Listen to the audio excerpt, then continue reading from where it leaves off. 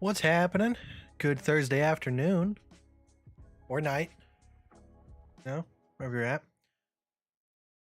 Uh, Nothing much really happened over the past day. I was hoping for a little bit more price movement, maybe break that resistance ceiling, but it seems we couldn't. Kind of just still sitting at the same place. One new development. Johnny Crypto stopped by a little chat I was in today, and like the devil coming from the weeds, out of the woods, he whispers in my ear, "Did you see KDA?" I go, "No, Johnny, I haven't seen KDA." Johnny goes, "Made a good setup." I go, "Oh, okay. Okay, Johnny." So I have entered KDA setup, but with low risk. So right now I've been using around 1% to 0.8%. So I'm using 0.5% on this one. So, you know, what would that be in percentage wise? Essentially half risk, just call it that. Because you know how I like to play altcoins, which is I don't nowadays. But maybe once in a while, it's worth taking. So let's transfer over. Hello. We're in an orange. We're wearing an orange hoodie today. Put on some bright colors.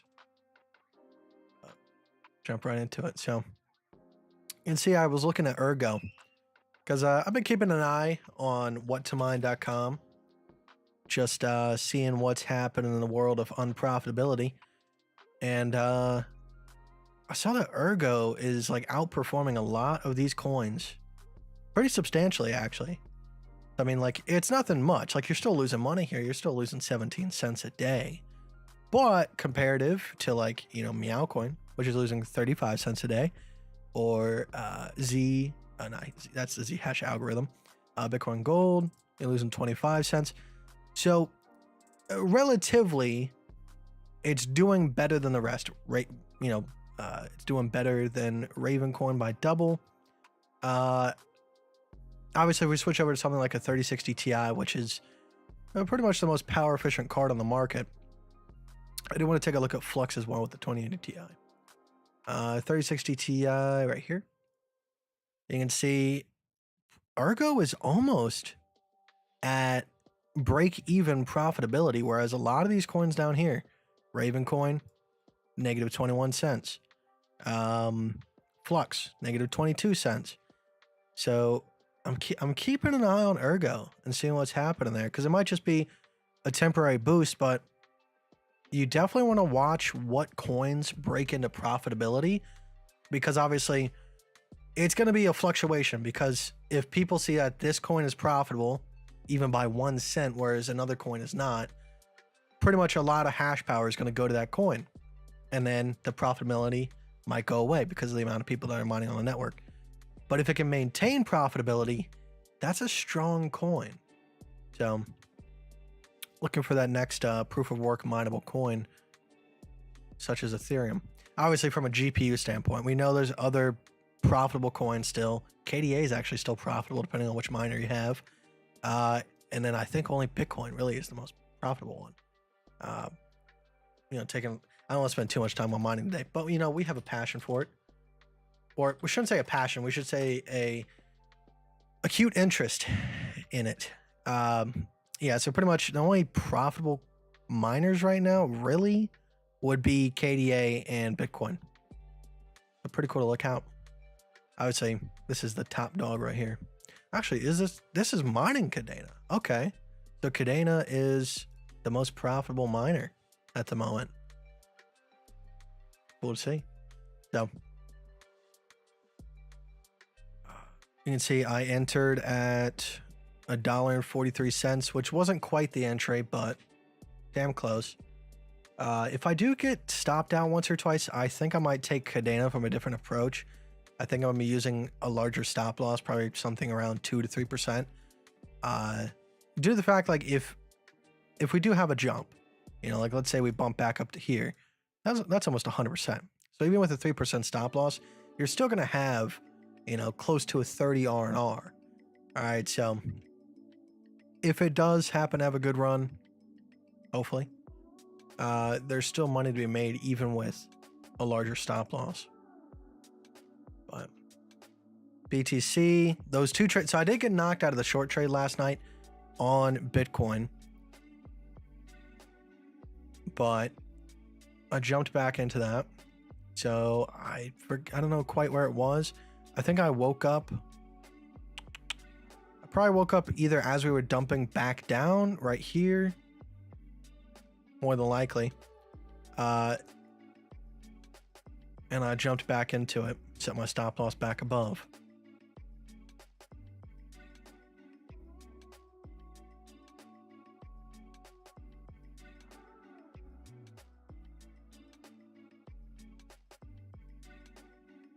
Ergo did a hard fork to change difficulty this week.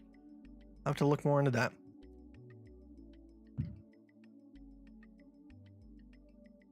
But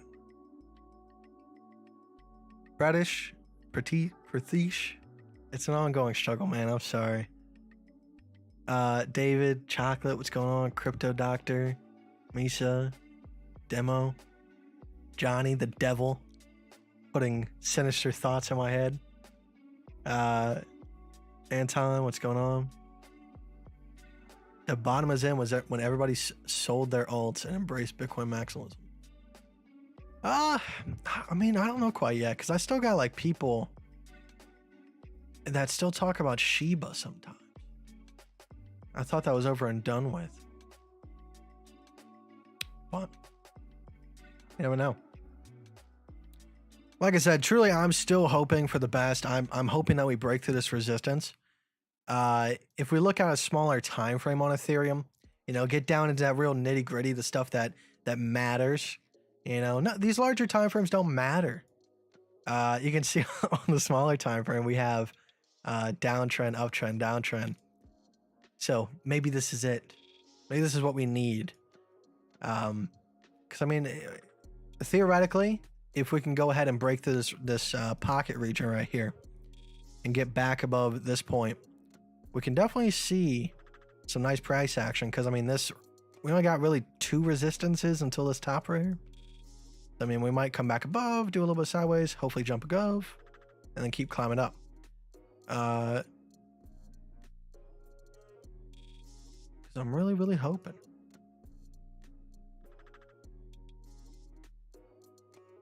What an abysmal price action today. Here's what it is, man. I mean, granted, like, I wasn't awake for a lot of the price action, but it didn't move. It was doing some moves, but same time since yesterday, we're back at the same spot. So it is what it is.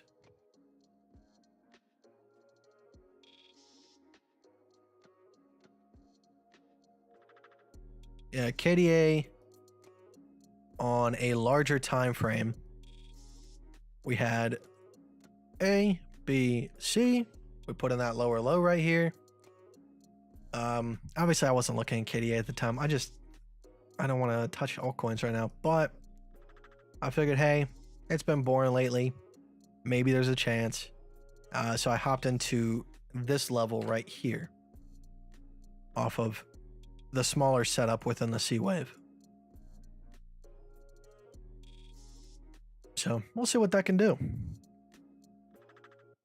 Right now we are 40% down. Well, 40% of our risk, not necessarily 40% of margin. So, like I said, if I get knocked out, I probably will try to take it maybe once or twice more. But past that point, I think I'm going to treat it a little bit differently. Like I said, go with the 3% stop loss.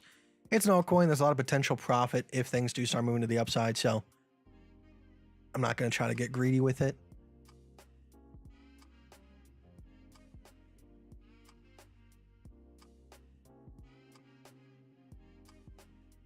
But Ethereum on the smaller time frame did put in a potential short ABC.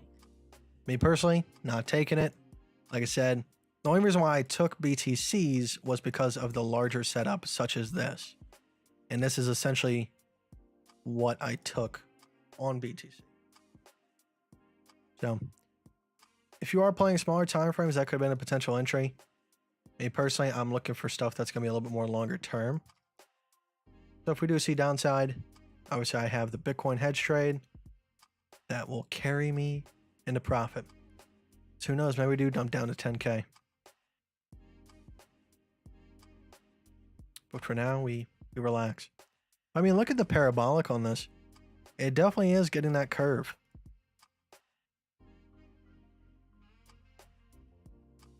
Coming and zipping back up here.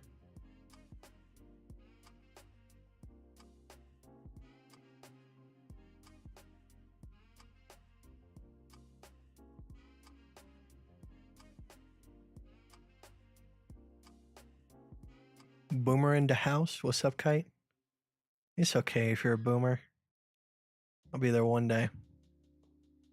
We got the Zoomers. I don't think I'm a Zoomer. Man, I never looked at what my generation is. Born in 1999, so.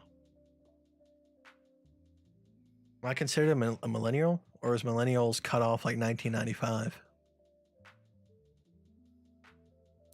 I'm probably like, what? Is it Gen Z?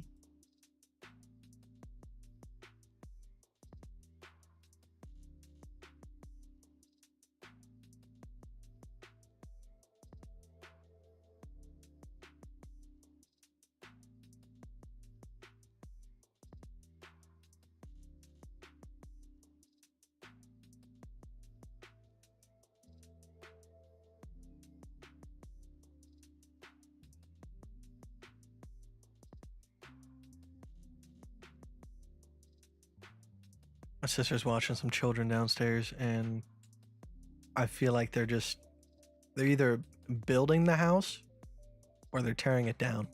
That's what it sounds like.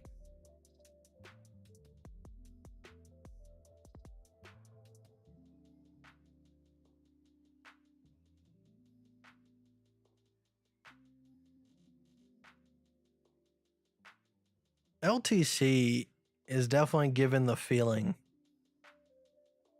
that we might see a drop come in here soon.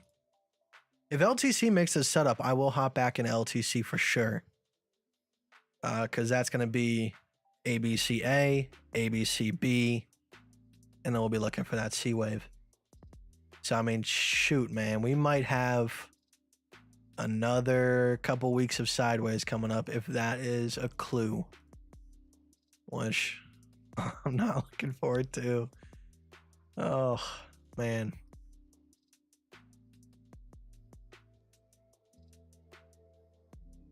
Kai, you ever thought about going a digital nomad lifestyle because trading is a perfect job for it? I've never thought of it. Like, I never entertained the thought of it. Like, obviously I've thought of it because I see other people do it, but I don't know if it's for me. Will I short sushi? I haven't touched sushi in a very long time. Anything notable on it? That was quite the ABC sushi put in, though. Kind of incredible, to be honest. Up 36% at its peak there. If it gave an ABC setup worth taking, maybe. But oh no, that's one I want to stay away from.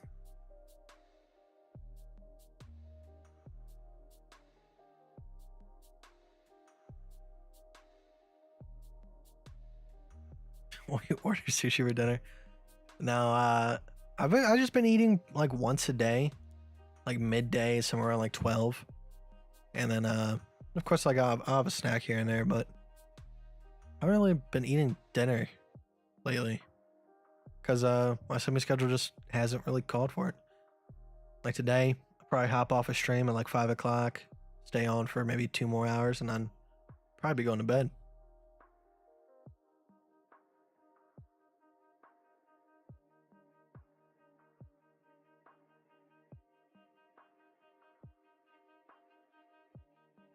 Do I do stocks? I don't trade stocks. Like, I don't have a brokerage account. I hold stocks. Been holding AMD for years. Shortly after, bought NVIDIA. I bought some Facebook stock. just because of their strides in VR. But besides, I'm not buying Facebook because I think it's a great company. I'm just strictly talking from the VR perspective and what it can do for the company. Because they just had such an incredible head start with all that maybe they might do well with it. It was worth taking a little bit of a trade on or a buy. Didn't buy too much.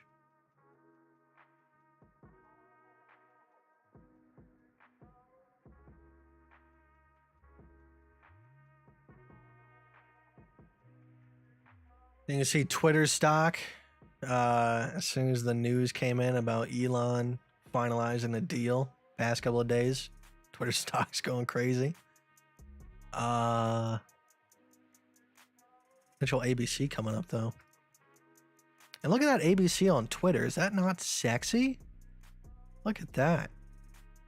That was like textbook right there. One and done entry. Elon's bringing crypto price action to Twitter. And look at that one. Oh my goodness. Goodness gracious.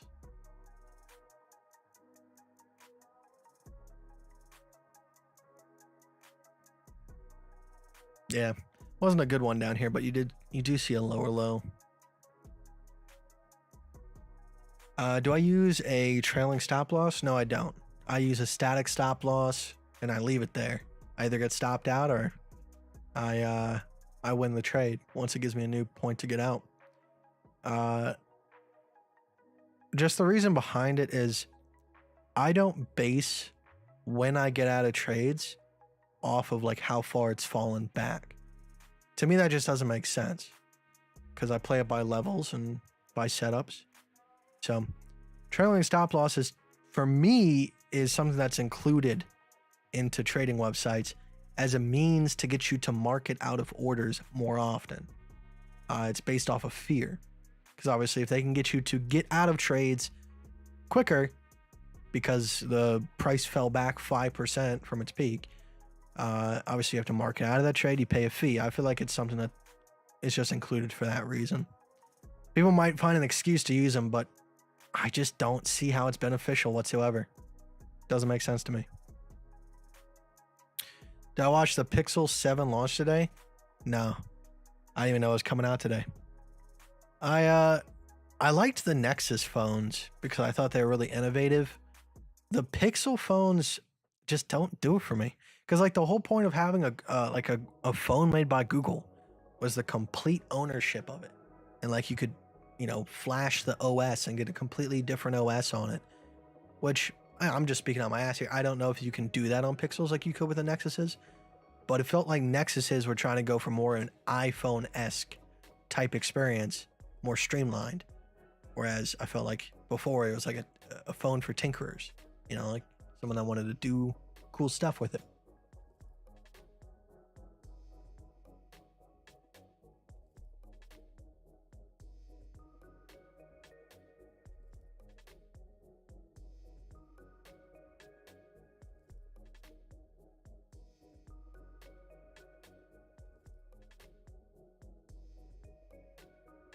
All right, place your bets now. I don't know the answer. If you know the answer, don't cheat. But what's the odds that there is a divergence here?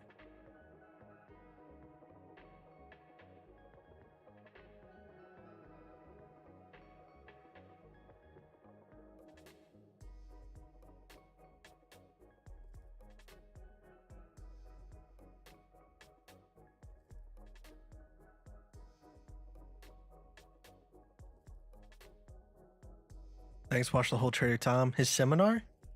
Loving your strategy. Thank you, man. I appreciate that. Trader Tom is that man. I'm not gonna like even say that I'm close to his level on trading, but I like to assume like I'm on the right path. The one thing I wish I had from Trader Tom is like his health habits and like going swimming on the beach every morning and stuff like that. There is? Oh, are you cheating, man? Come on. If you know the answer, don't say the answer.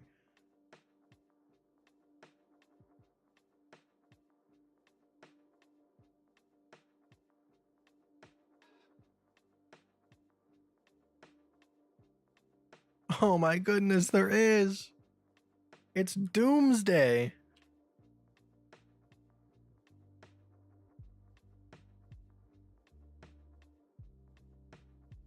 But there's no divergence right here. So what do we do? What do we do?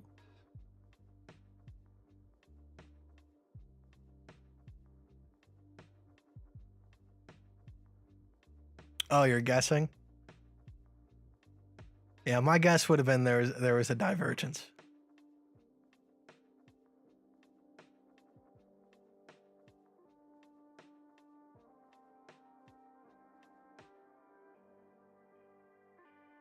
What is a divergence, Kite?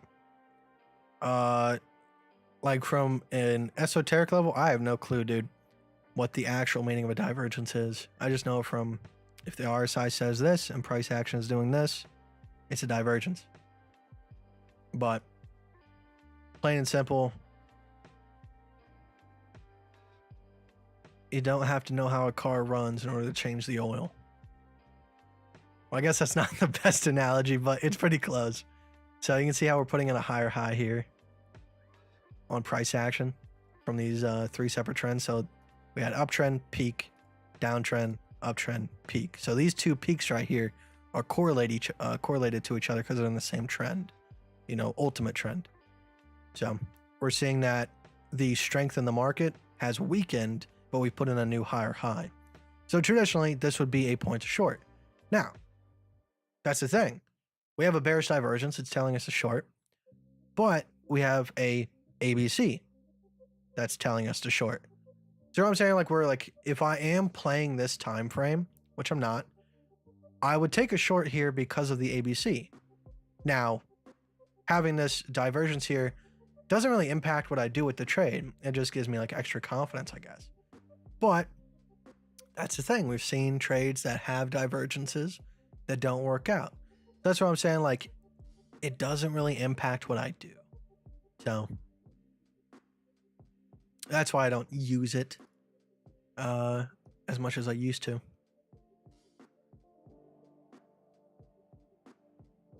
Yeah, I had the Nexus 6. The Nexus 6 was it fit my personality.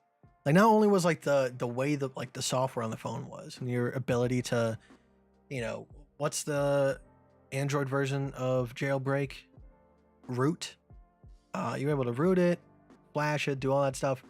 And then the phone itself was odd. Like, it had like that oval back that like kind of like rested in the palm of your hand, really weird. And it was gigantic. One of the first gigantic phones on the market. I think it was bigger than most iPhones at the time. Like, people, like, when they saw that phone, they were like, whoa. And I think it was one of the first OLED screens on a phone. Definitely like one of the first mainstream ones, if I can remember correctly. And I believe it even had 120 hertz. It was like ahead of its time. It was truly an incredible phone.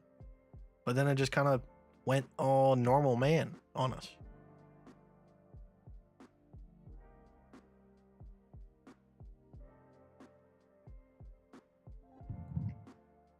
Oh, definitely. I'm not saying that divergences aren't accurate. I'm just saying, like, from my trading style, they don't impact what I do. So like right now, we have lower low, lower low, lower low, lower low. But like right here, for example, like, you can't deny, and I think I even mentioned this, you can't deny that some people saw this divergence right here and they go, this is the bottom because of that divergence. So there might have been a lot of overconfidence. But at that time, that's when I think I mentioned that divergence, but I wasn't leaning on it. I still took that short, expecting downside. Well, I shouldn't say expecting downside, but I wasn't letting it impact where I took my profit or how I proceeded. When we got to this bottom, I definitely let things get a little bit ahead of me in terms of like, this is the bottom because we're at a local low. But it was just another chance. Not that I shouldn't have taken the longs, because it was a good possible bottom. I shouldn't have closed my shorts and, you know, at the profit that I did. Should have let those run. But like right here, this was a good divergence. Right here, we had peak and peak. Well, that's the thing. That was an ABC position. Once again, I took these positions, didn't hold on to them like I should have. Dumb. Like I said, I'm not saying that the RSI is bad. I'm just saying for my strategy, it doesn't impact my decision as much as it might do to somebody else's strategy that doesn't involve strict price action.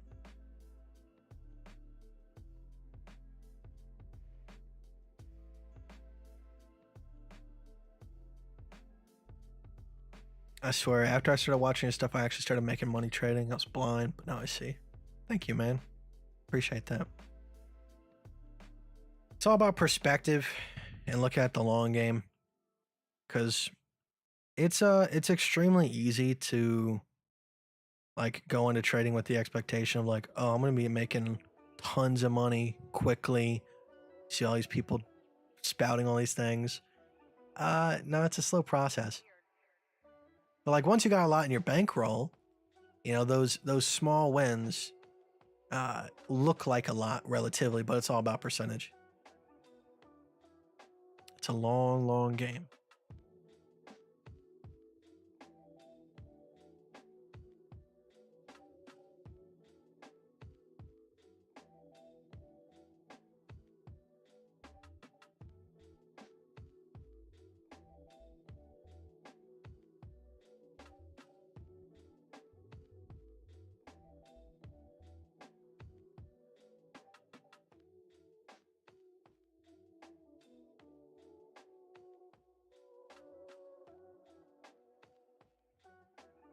But that's a bearish divergence, Kite. What do you on a that was not a bear. That's a bullish continuation divergence.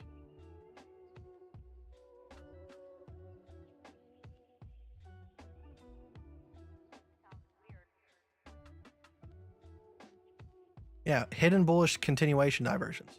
You can see the RSI is putting in lower lows, but price is putting in higher lows. It's a bullish hidden.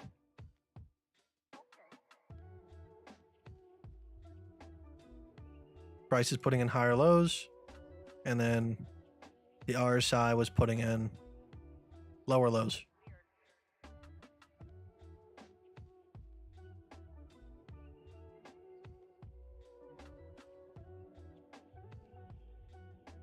This one was definitely a bearish divergence up here.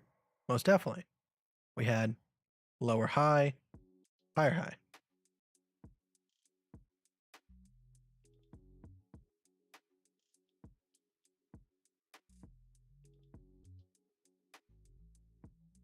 What do you do when you get bored? Sleep? Probably just like peruse YouTube.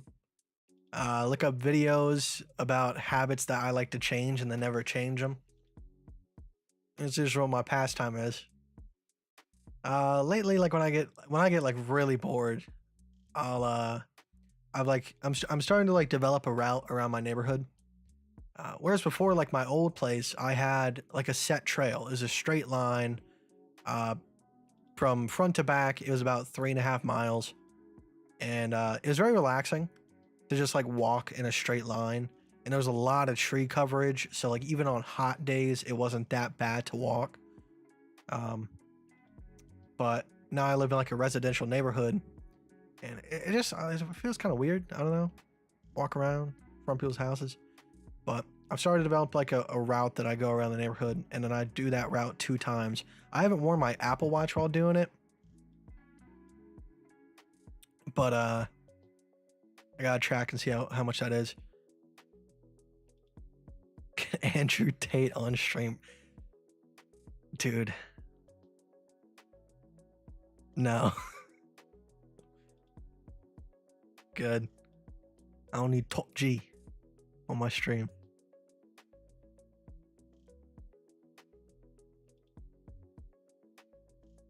Oh man, I'm sorry that happened to you, man. You said I started using 300 USD in Bybit 3 days ago.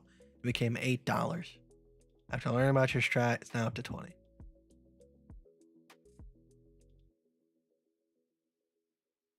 I'm glad you're seeing an uptick, man. But that definitely, I feel you there. I've crashed some accounts myself. You're American, so I assume you have to bring a gun on such walks. No. Um, I think one of the scariest moments I had on a walk was very vividly. Like I remember the exact day because it was a significant day. It was New Year's Eve of like 2019, and around that time I got broken up with. So like I'm doing, one of those sad boy walks. So I'm trying to clear my head. And it's like 2 a.m. at night, pitch black darkness. This trail that I would walk is in the middle of the woods. Like it cuts through like a huge patch of woods.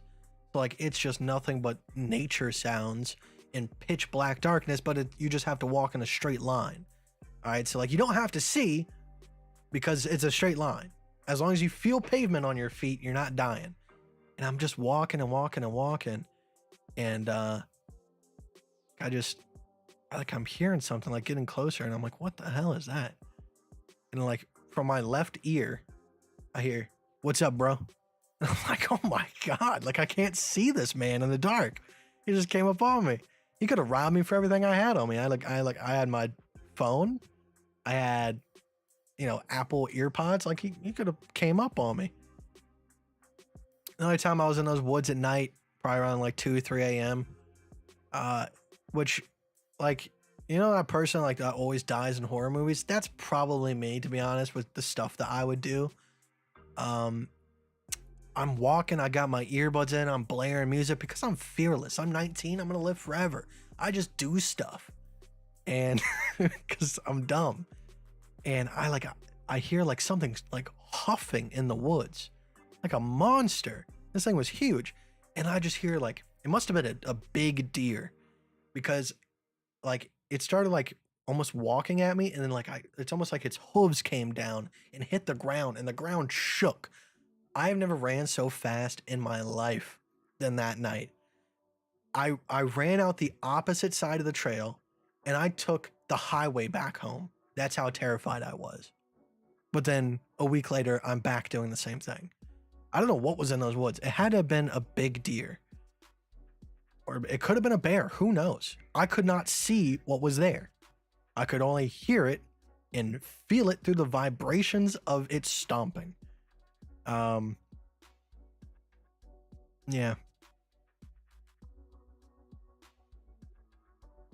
Top G.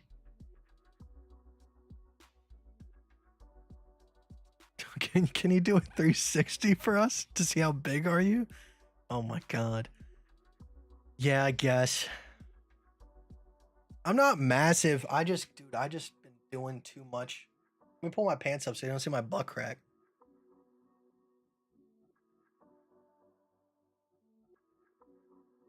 I'm over here slim thick. I got some love handles. I got some middies, dude. For those that are not in the club, middies are short for man titties. But hey, try my best out here.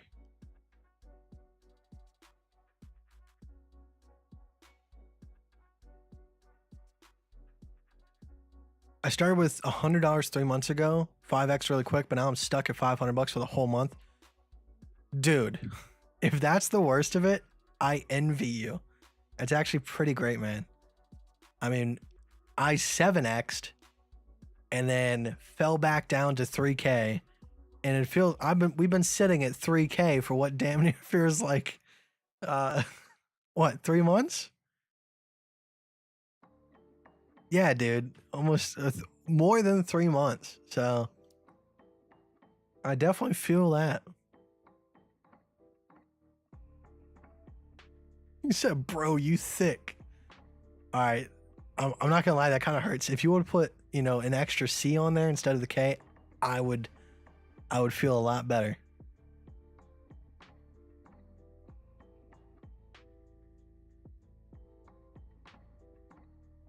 Trevor, what's going on, man?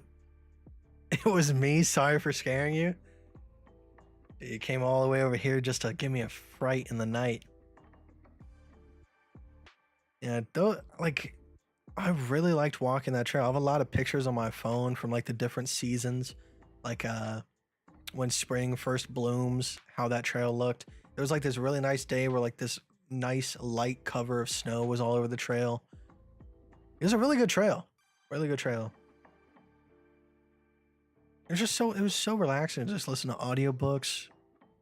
There's just something about like the mindless, because like here I have to make left-hand turns.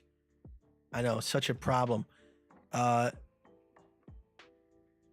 just have to think about walking. I have to like watch for cars. There's something about like that monotonous step after step after step in a straight line, not have to worrying about cars hitting you, where you can just kind of like lose track of time. And even though like you're walking 3 miles, it feels like it only lasted 10 minutes.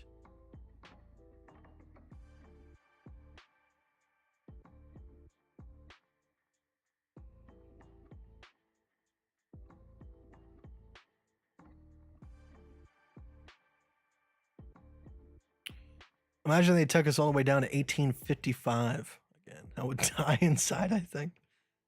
Now that I have a hedge position, I wouldn't feel as bad.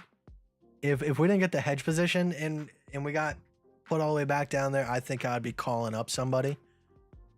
And definitely talking to a manager somewhere.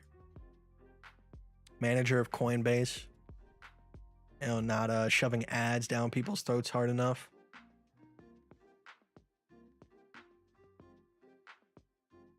By the way, your R&R calculator wasn't working yesterday. It looks like it's back online again now. Sucks it wasn't online. Yeah, the R&R calculator, that's not ran by me. Like I said, I made the formula for it, and then other people have adapted it into these calculators. And this one just so happens to be the best looking one so far. But if it ever came down to it, like if this website went down, I would definitely go ahead and just give the download link to the Excel sheet again.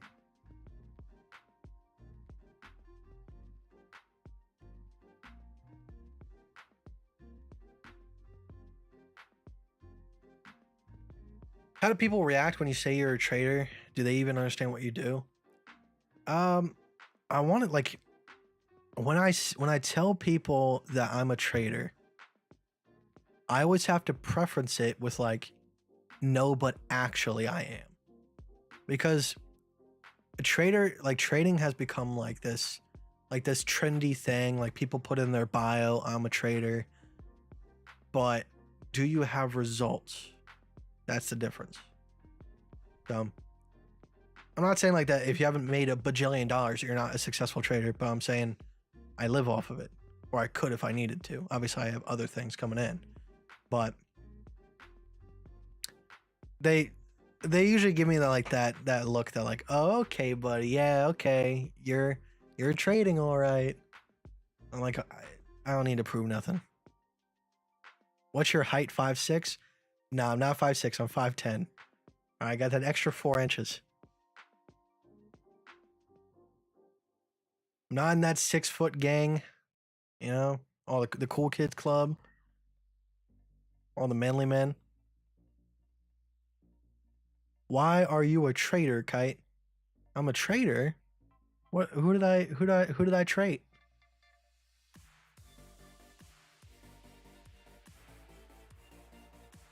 I left a lot of profit because I'm trying to implement your strategy. Do you think it's efficient for smaller accounts?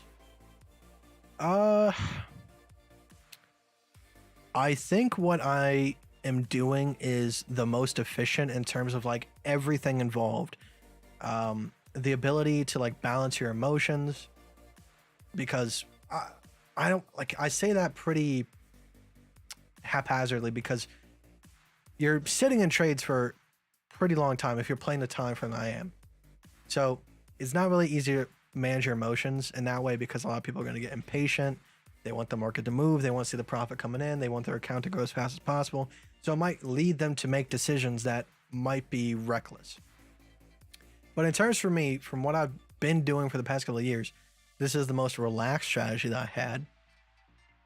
From a stop loss R&R perspective, it is technically the most profitable. We just have to hit those compounding trades. For smaller accounts, it's efficient in terms of percentage. The only problem is going to be is the percentage good enough for you? Because if you have a smaller account, you're looking for dollars. You want to change your life. You want to start trading for income. Either one, you're going to have to be with it for a long time and let the account compound to the point where that takes place. A lot of people want it overnight or within even a year, which sometimes that might not be a possibility. So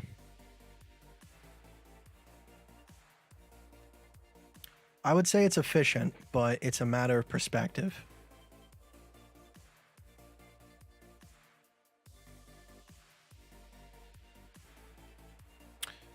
If you work for a hedge fund, will you still not use their data / indicator for trading? Like, if they could prove to me that like it really makes a difference, maybe. But I don't know what the quotas are for a hedge fund. Like, what needs to happen?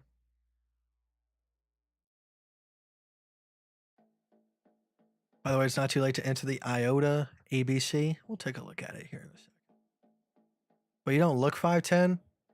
Well, that's incredibly hurtful, I guess. Maybe it's the camera perspective. Do I have to get a ruler out here? This is a fisheye lens, and it's kind of pointed downwards.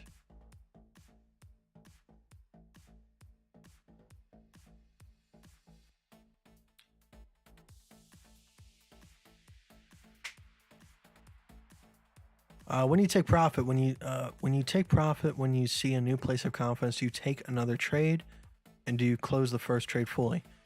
Yes. Like, I'm not saying like I've done this many times, but that's what the plan is. Like, the first time that I really did that method was right here. We had the long position from this ABC, and then once we created a new setup right here, even though it immediately failed, all right? But once we put in that lower low right here, I was able to close the trade. All right, and then before it came back above, I could have re-entered. I don't need for it to come back above in order to close this first initial one. I just need the setup to be present on the chart. That's all.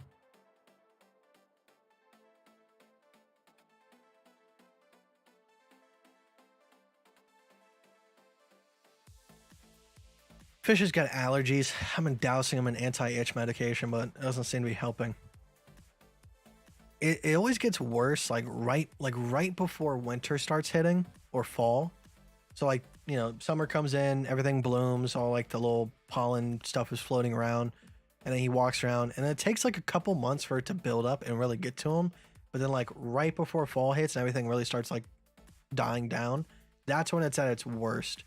And I mean, this man is like trying to like itch his back like every second of the day. And I'm just trying to like snap at him to like get him to like snap out of it. Cause I know it itches, but he's doing a little bit more damage than he's helping. So I got like this anti-itch spray that I rub into his coat. And then like every couple of days I have like an anti-itch medication shampoo that I use on him. This doesn't seem to be helping.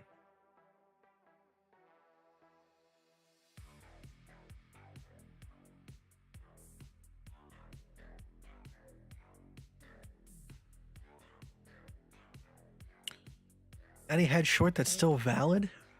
Let's see.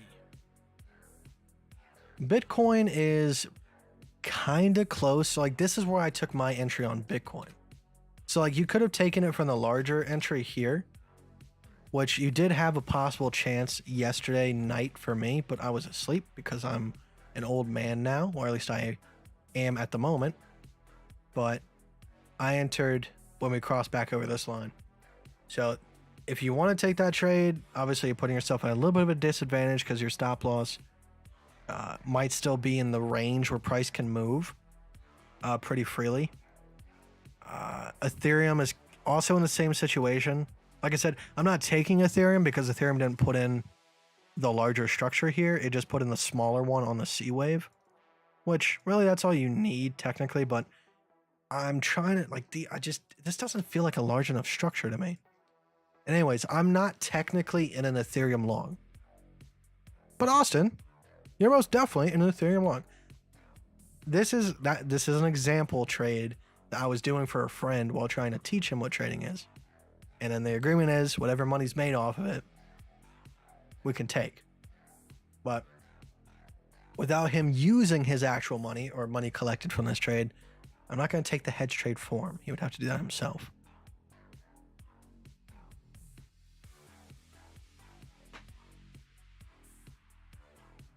How can we automate to trigger the conditional order for ABC along any sort of members tried it? I think some have, but me personally, I'm a manual type of guy.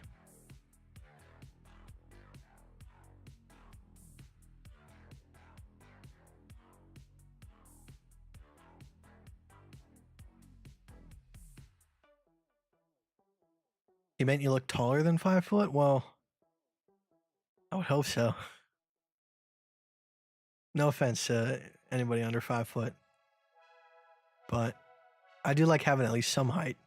Not the tallest man in the world. Love your strategy in the sense you don't have to be glued to your screen.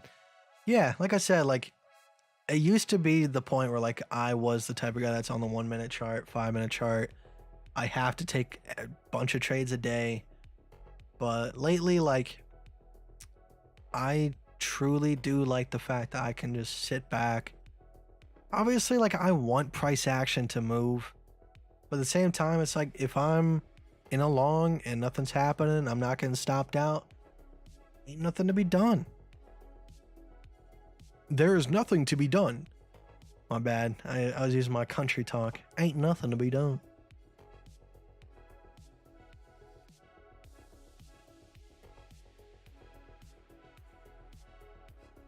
Yes, you can technically do that ship up, but me personally, I don't like playing that way because then you're going to get stuck in situations where like if you do have a lot of crossovers, you're not just going to be losing to one side.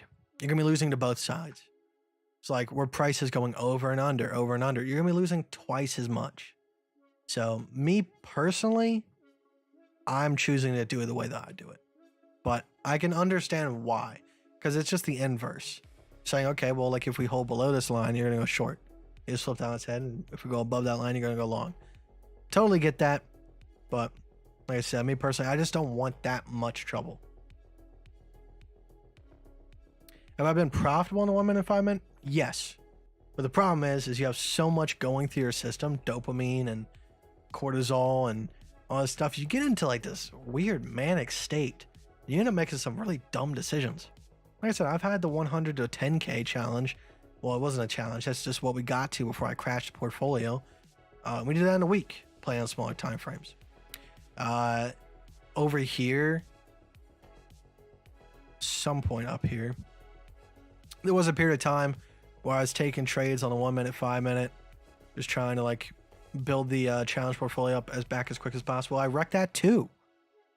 I think it was right here. Like I was playing on the really, really small time frames, and because we just like completely took profit on one of my challenge portfolios because I wanted to help a family member out, so I took the money out of that and gave it to him. And then we started with the 1K, and then within this period of time, I went from 1,000 to 5,000, and then a couple dumb decisions, a couple stop outs, boom, back down to $400. Had to refill the account. So. And then that taught me to not be stupid and do things a little bit more correct.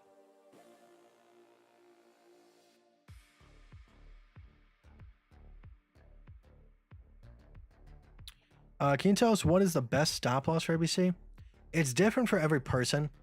So the smaller the stop loss that you're using, you're decreasing your win ratio potentially. So if you have a 1% stop loss, you're going to have the potential to make more money because you can up your leverage. If you use a larger stop loss, you're not going to get stopped out as often, so you might not have as much headache, but for that, you're paying the price of less profit. So finding a balance of what personally works from a psychological level and what makes sense from like a risk to reward profitable level. Me personally, I found that 1% works best for me. But like I said, on some coins that have higher volatility, it does make sense to use larger stop losses. So KDA, for example, all right, still haven't been stopped out on it, but we're kind of almost there. All right, if I get stopped out enough times, I'm going to kind of go ahead and chill out. and probably go with a 2% stop loss to increase the likelihood that I stay in the trade, and then we can proceed from there. Digital, what's going on, man?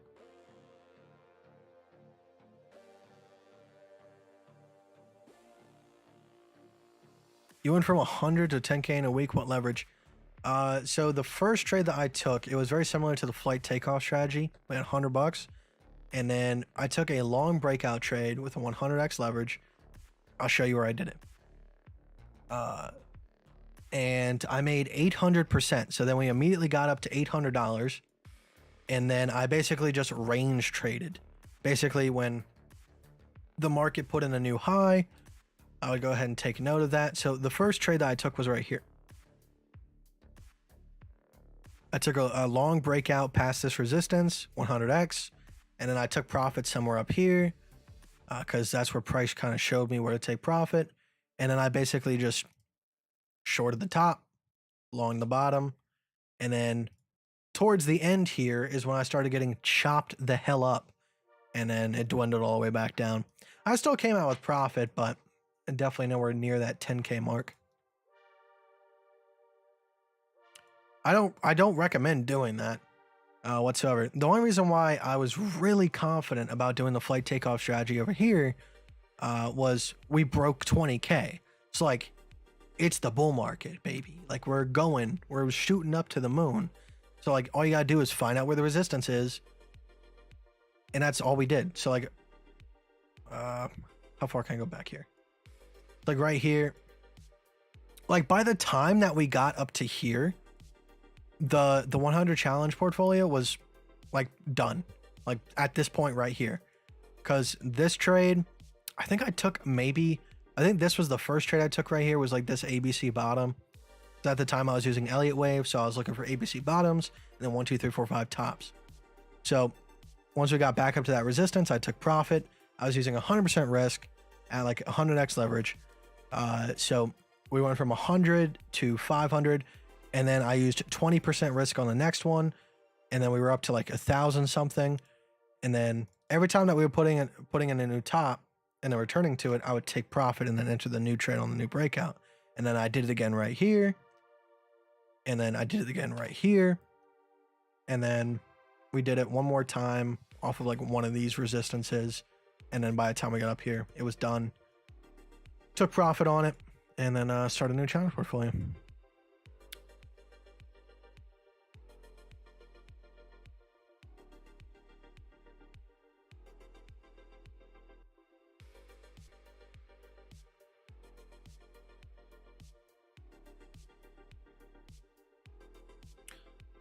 Do you think the stocks end the week with some green? Could be bullish next week then? It definitely seems like it with that big ABC bottom. It's definitely showing signs of support. And I know I say that about every single ABC, but that's just the facts. Like, it's showing that there is a potential for this to be a bottom.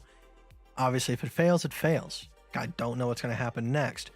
But if we break this support down here, definitely going to be looking a lot lower until either another ABC forms or if we get to that point. Now, please excuse me. Some people might find this disgusting, but I'll put this in my mouth.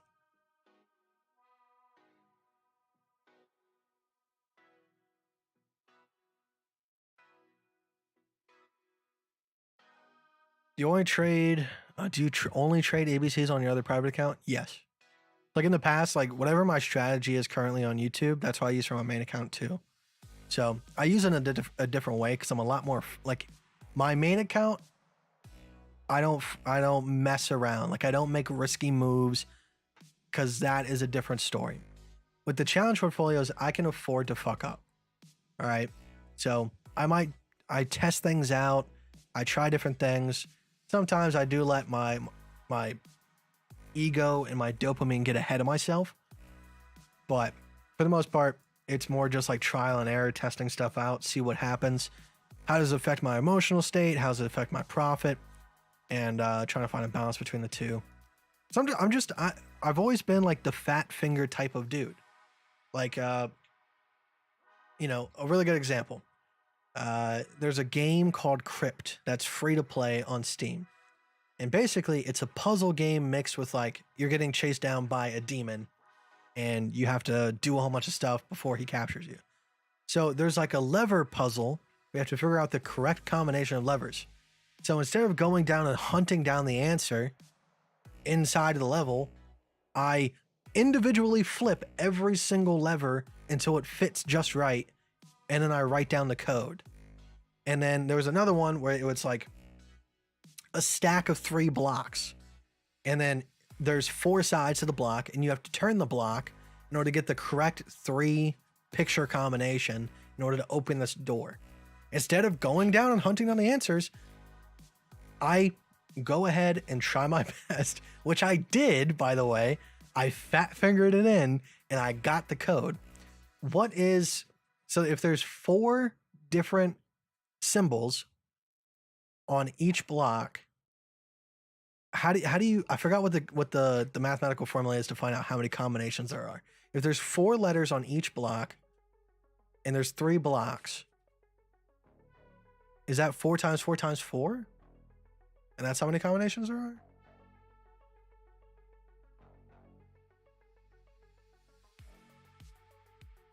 No, because that's only 64. I feel like that's not enough combinations. Maybe it is. But that's the same type of mentality that I bring to trading. Of course, like I do look at it from a mathematical level. And if I'm really unsure about something, I will track the results. But it's more or less like, do I see a positive impact or a negative impact over a long period of time? And then I'll tweak.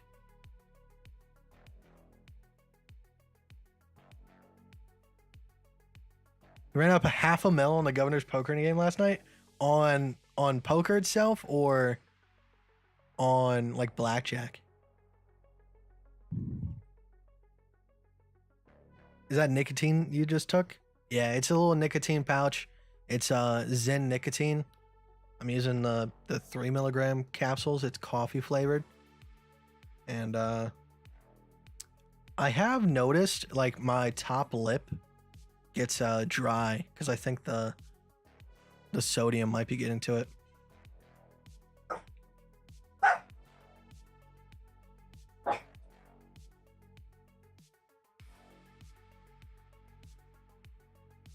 So how do you trade on your real account? 1% stop loss? No. I use 2% stop loss minimum, sometimes 3. Because the dollar amounts that I'm working with are a lot larger than what I'm working with here. So like it's the same thing that I talk about when I talk about like $100 accounts. All right. People don't like to see time be wasted relative to the money. So for me, it's a balance of security. And because I have the bankroll for it, I still see numbers that matter to me in my daily life, stuff that benefits me. So if I was waiting 3-4 months for a couple $100, be quite pissed, but that's not the case. So I can give up a little bit of the R&R for the security aspect. Cause like I said, I have had extreme losses in the past on that account and I know what it feels like to me. And I'm not going to make that same mistake again.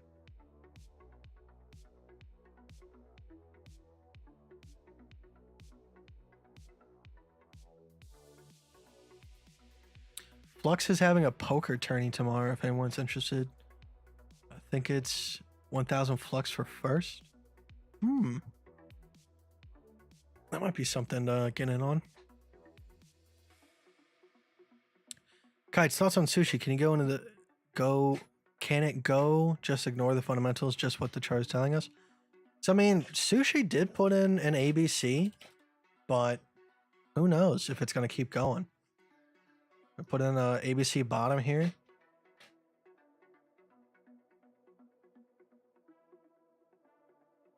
He's rolling around back there like a pig. I don't know if you guys see him.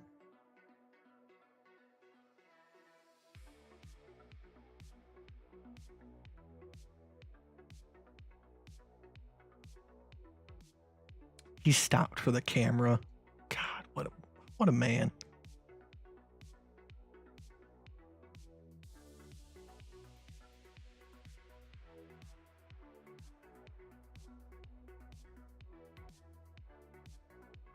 Something going on your back. Talking about the fish.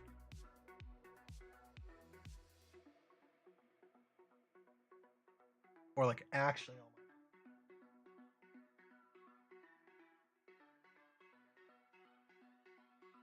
Do you follow IL Capo of Crypto? Never heard of that channel or person.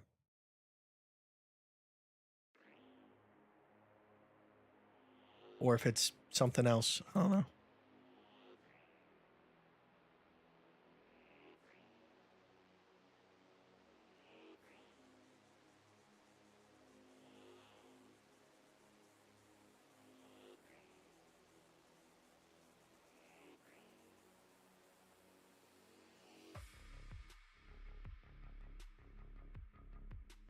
I start leaning back more for the sake of my posture.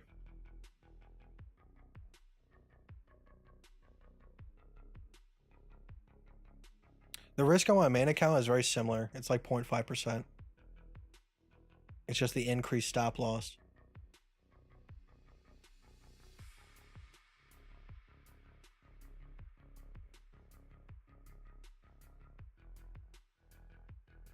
Yeah, he's paid in food. So US 100 and the BTC moves alike. I wish, because like we just had a straight rocket ship on the US 100 past couple of days, whereas BTC has just kind of been going sideways. I guess you can say like it's definitely going up, but I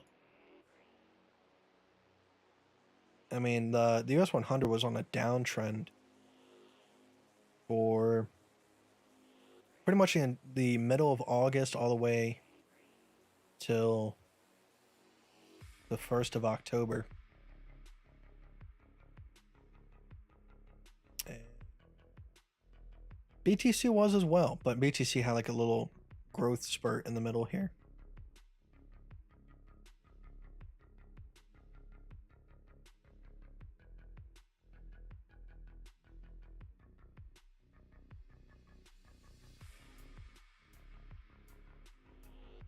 BTC hit its bottom a little bit sooner.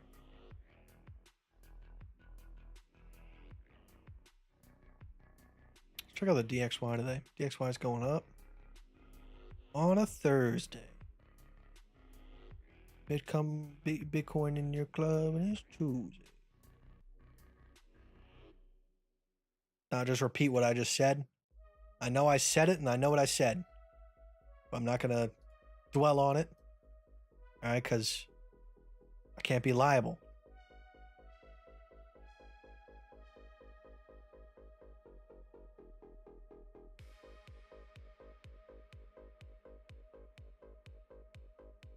Yeah, that's what we've seen so far, but and if we look at like DXY has been on quite the uptrend. Let's see.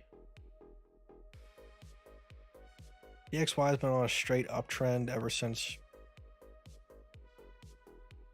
Like if you look at it like on the larger time frame, literally just a straight uptrend for the past what? 14 years. And so is BTC. So in that way, they're similar. Let's see. April 1st, 2021. First. So yeah, like we hit a very, very strong uptrend on the DXY and we saw the exact opposite on BTC, but then we still saw it put in a higher high. So I guess you can say in some ways not.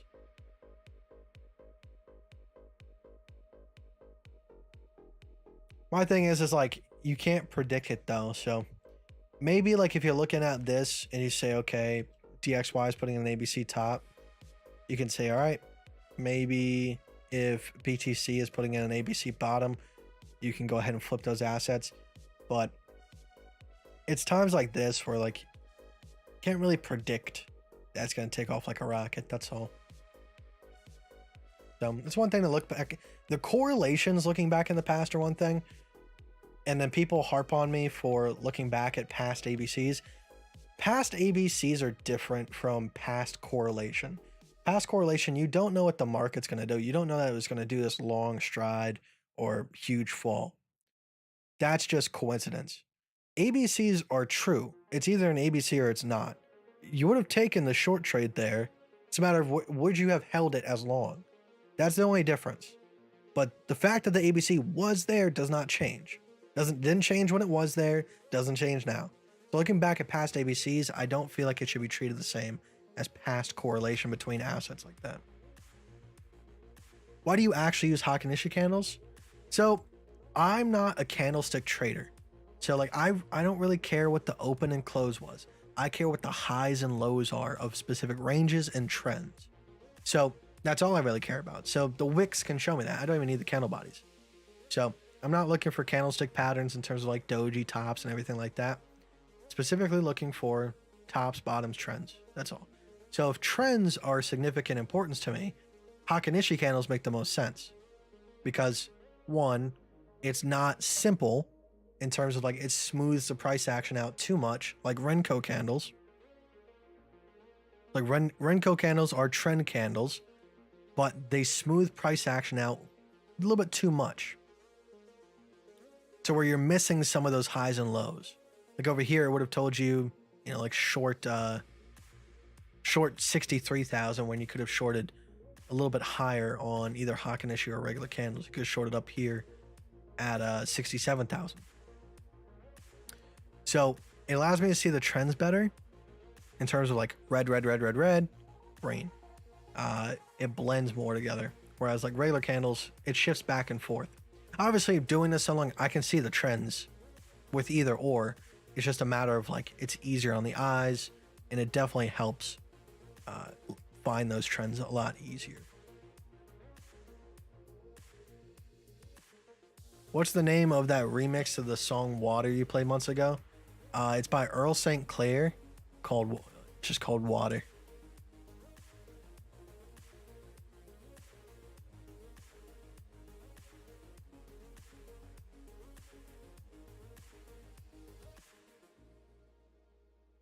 Let's see if we can catch him. Trying to listen to see when he starts flopping around again. Hey, He always tries to climb on that side and lay on top of my dirty clothes. That's a no-no. All right, guys. I think I'm going to sign off for today. It's been fun. Not a whole lot going on in the market. Just sideways.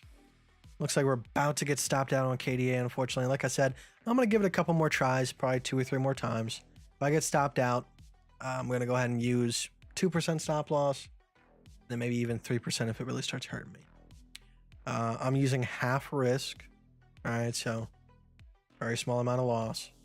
So don't really recommend playing coins like that unless you approach it from a level-headed perspective, not trying to make $1 million in one trade. So,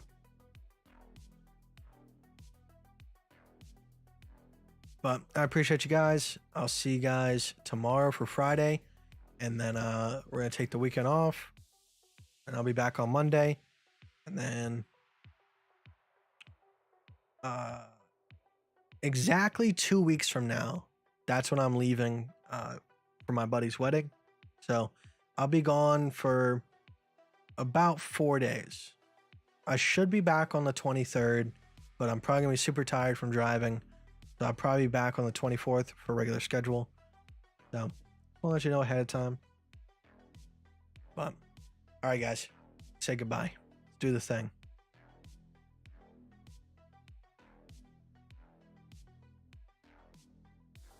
Oh, I gotta line it all up.